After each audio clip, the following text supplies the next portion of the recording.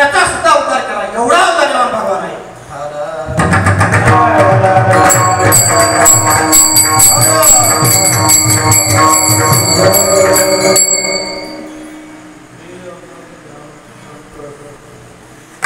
एवढा उद्धारवान भगवान परमात्मा आहे. अहो तुम्ही त्याला फडफडच्या शिव्या देऊन टाका. तुम्ही गडाच्या वाकडा तरी बोला. तुम्ही जनाबाई किती शिव्या दिली?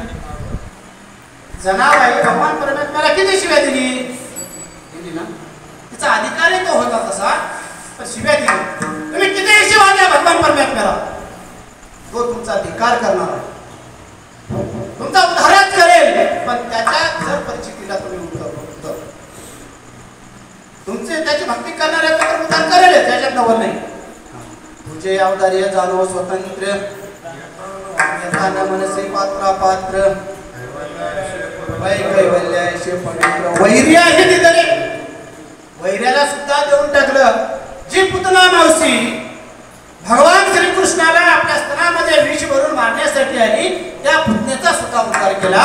भर सभेमध्ये शिशुपालाने भगवान श्रीकृष्णाला शिव्या केल्या, त्या शिशुपालाचा सुद्धा भगवान परमात्म्याने उद्धार केला. म्हणून अवताराच्या बाबतीमध्ये भगवान परमात्म्याचा हात कोणी धरू शकत नाही.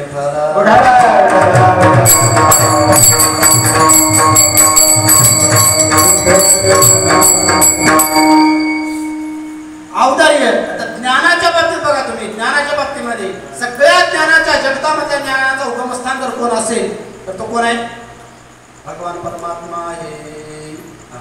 काही जण ज्ञानी असतील, काही सज्ञान असतील, काही ज्ञानी असतील, काही सज्ञान असतील, काही अज्ञान असतील, काही सर्वज्ञ सुद्धा असतील. पण या सर्वज्ञाचा बाप कोण आहे? भगवान परमात्मा आहे. ज्ञानाच्या बाबतीमध्ये सुद्धा, आता ज्ञानाच्या बाबतीमध्ये प्रमाण द्यायची काही गरजच नाही हो. जगतामध्ये तुम्ही आम्ही आता किती बडबड काहीतरी 2 तास बडबड, एखादी तास बडबड करलो, हे आलं कुठून? येणारा तो आहे.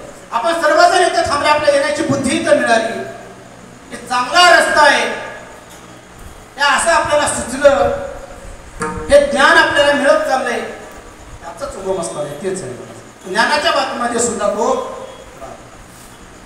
वैराग्याचा विचार करा.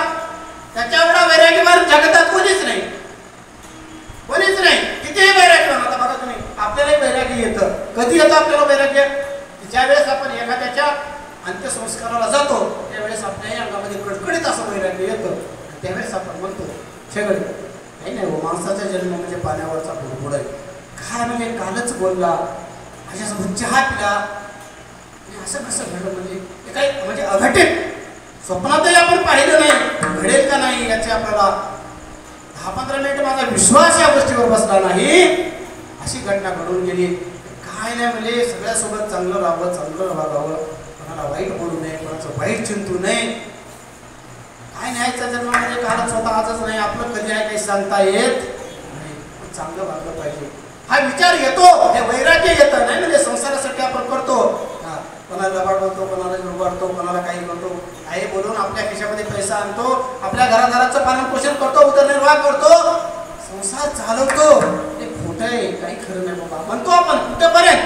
त्याचा अंत्यविधी पार पडेपर्यंत म्हणतो. एकदा आपण घरी आलो, अंघोळ झाली, जेवण झालं, त्याचे आपले विचार सुटून जातात, त्याचा संबंध तुटतो आणि जे आपलं पुढचं चक्र आहे ते आणखी आपण चालू जातो.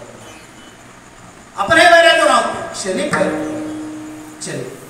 पण देव वैराग्याच्या बाबतीमध्ये त्याचा हातच कोणी पकडू शकतो.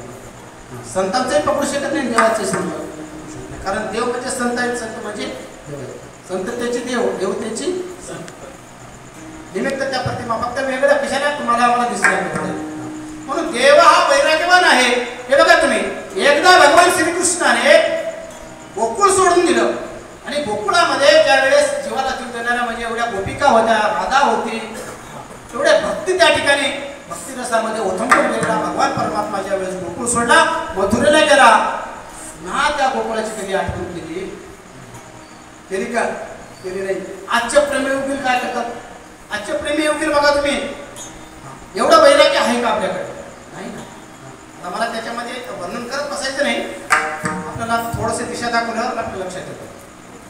म्हणजे एवढं प्रेम सोडून दिलं, एवढ्या प्रेमाचा त्याग केला, पण कधी गोकुळाकडे फिरकून बघितली नाही. ज्या वेळेस मथुरा सोडायची वेळ आली, नवीन द्वारका रचली, पण मथुरेला कधी फिरकून बघितला नाही. एवढा वैराग्यवान आहे.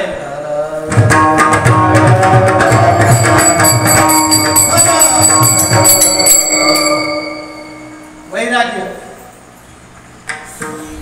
6 गुण आपण बघितले. यश, श्री, औदार्य, ऐश्वर्य, ज्ञान, वैराग्य हे सगळं बघितलं आपण. एवढं सगळं बघितलं. पण हे 6 गुण भगवान परमात्मा आपल्याकडे ठेवून घेतला आहे. गुणवान तो कोणाला दिला? आपल्या भक्ताला दिला. आपल्या भक्ताला देऊन टाकलं. बरं मला सांगा तुम्ही, आणि हेच गुण सत्याच्या माध्यमातून आपल्याला घ्यायचे. थोडं प्रेम पॉइंट बोलतो. हे गुण का घ्यायचे? बघा तुम्ही, एवढे आपण एकत्र येतो, 7 दिवस एका विचाराने वागतो, म्हणजे याचं नियोजन प्रयोजन जे आहे त्याचं नेमकं इथंच आहे. म्हणजे आपल्याला इथून घेऊन काय जायचंय? तर हे गुण घ्यायचे की जे आपण पहिल्या दिवशी वर्णन करणार. भगवान परमात्मा एवढा गुणवान असताना ते 6 गुण आपल्याकडे ठेवले नाही. ते कोणाला दिले? आपल्या भक्ताला दिले, आपल्या जवळच्या माणसाला दिले. तुम्ही आम्ही सुद्धा आपल्या जवळच्या माणसाला मोठं करावं का? आपल्या वैऱ्याला मोठं करावं. भगवान परमात्म्याने वैऱ्यालाही केलं, परंतु आपण बघा आपला हा जीव आहे. जीव कसा आहे माहिती का? जवळच्याच पाय ओढण्यामध्ये आपण पटायचो. हे शिकलं पाहिजे, हे इथून शिकलं पाहिजे, हे घेऊन गेलं पाहिजे.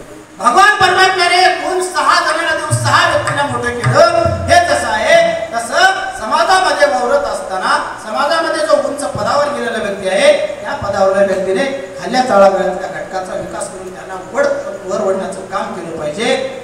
तर खऱ्या अर्थानं देशाचा विकास या ठिकाणी होणार आहे. परंतु आजचं चित्र वेगळं दिसतं. कारण जो उंचीवर गेलाय, जो वर पोहोचलाय, तो खालच्या घटकाकडे बघायलाच नाही. आणि बघितला तरी कृपा दृष्टीनं बघत, वरद हस्त देऊन बघत नाही. तुला बघतो म्हणतात का नाही, त्या पद्धतीने बघतो, परंतु त्या पद्धतीने म्हणजे हे समाजामध्ये कुठेतरी विदारक चित्र आहे. आणि ही दरी मिटली पाहिजे, तो भाव नष्ट झाला पाहिजे. आणि त्या खऱ्या अर्थानं उच्च पदावर गेलेल्या व्यक्तीमध्ये समभाव निर्माण झाला पाहिजे, समदृष्टी निर्माण झाली पाहिजे. तर खऱ्या अर्थानं हे पहिल्या दिवसाचं कीर्तन सार्थक होतं. कीर्तनकार कोणताही असू दे, हरकत नाही. कोणताही कीर्तनकार जरी असला तरी हेच सांगावं. त्याच्यापेक्षा बाहेरचं सांगणार आहे का कोणी? सांगण्याची शैली वेगळी असेल, मान्य आहे मला, पण हेच सांगावं लागतं. आणि हे गुण आपण समाजाने घेतले पाहिजे, उचलले पाहिजे. आता बरेच जण म्हणतात वारकरी संप्रदायामध्ये घेण्यासारखं काय? अहो एवढे लाखो रुपये सत्तेला खर्च करतो, समाजासाठी काय उपयोग? अरे समाजासाठी उपयोग आहे, पण ते आपल्याला घेता येत नाही. हा संप्रदायाचा दोष आहे का? ते आपल्याला उचलता येत नाही, ती दृष्टी आपल्याकडे नाही, तो दोष आपला आहे, वैयक्तिक दोष आहे. मग संप्रदायाला नाव ठेवणारे भरपूर आहे. पावला पावला भेटतात, मला तुम्हाला तसं आमच्यापेक्षा खूप आवडतं एवढं बोलतात, एवढं आपल्याला ऐकून घ्यावं लागतं. उत्तर देत बसता येत नाही. पण नेमकं हे अनेक गुण आहेत, अनेक गुण आहेत. मग आपल्या माणसाला जर मोठं केलं तर मला सांगा, एक माणूस वर गेला, दुसऱ्याला वर उचलला, पुन्हा तो वर गेला, तिसऱ्याला वर उचलला, गरिबी हटावचा नारा राहील काय देशामध्ये? राहिला नाही ना. ते आपोआप संपत जाईल. आहेरे आणि नाहिरेची दरी आपोआप मिटत जाईल. परंतु इथल्या राज्यकर्त्या वर्गाला दरी मिटवायची आहे का नाही हा प्रश्नचिन्ह आहे. नाही म्हणून आपल्याला धाडसानं बोलता येत नाही, म्हणून आपण प्रश्नचिन्ह ठेवलेलं बरं. म्हणतात व्यासपीठावरून बोलतात, परंतु कृती आणि मुक्तीमध्ये याच्यामध्ये अंतर आहे. म्हणून हे कुठेतरी थांबलं पाहिजे, हे गुण आपण उचलला पाहिजे. असो 6 गुण 6 जणाला देऊन टाकले. यश थोरा विना मारुती, विभीषण केला लंकापती, औदार्य दोन्ही करणार ते कीर्ती दिगंतरी वगैरे. मला म्हणले 6 गुण भगवंताने 6 जणाला दिले, 6 जणाला देऊन टाकले. मग आता यश नावाचा गुण मार्तंडेयाला दिला ना, मार्तंडेयाने काय केलं? दास्य भक्ती झुंकार दिली, दास्यत्वच केलं. एवढं दास्यत्व केलं, एवढं दास्यत्व केलं, यश नावाचा गुण मिळून मोकळा झाला. म्हणून बऱ्याच गावामध्ये रामाचे मंदिर नसतील कदाचित, पण मारुतीचं मंदिर नाही असं गाव आहे का? आहे का? कशामुळं? यश थोरा विला